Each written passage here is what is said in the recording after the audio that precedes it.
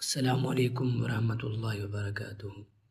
ناظرین، آج ہم آپ کو امام علی رضا رضی اللہ تعالیٰ عنہ کا ایک وہ اسم جو آپ پڑھتے تھے، بیان فرماتے تھے، وہ بتانے جا رہے ہیں۔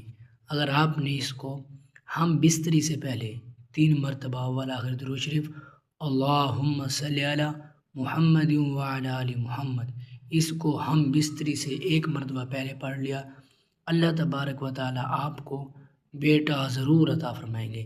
جن کی زیادہ تر بیٹیاں پیدا ہوتی ہیں، اگر 4 سے 5 بیٹیاں ہوں تو ان کا کوئی اگر بیٹا نہ ہو تو یہ جو ہم امام علی رضی اللہ تعالیٰ عنہ کا جو معمول بتانے جا رہے ہیں، یہ آپ پڑھیں، انشاءاللہ اللہ تبارک و تعالیٰ اس کی برکت سے آپ کو نیک فرزند عطا فرمائے گا۔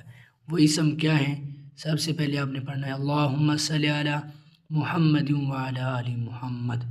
امام علی رضا رضی اللہ تعالیٰ عنہ فرماتے ہیں کہ اگر مباشرت سے پہلے اس اسم کو یا کبیر یا اکبر یا متکبر صرف 2 مرتبہ پڑھ لے تو پروردگار عالم فرزند صالح نیک عطا فرمائیں۔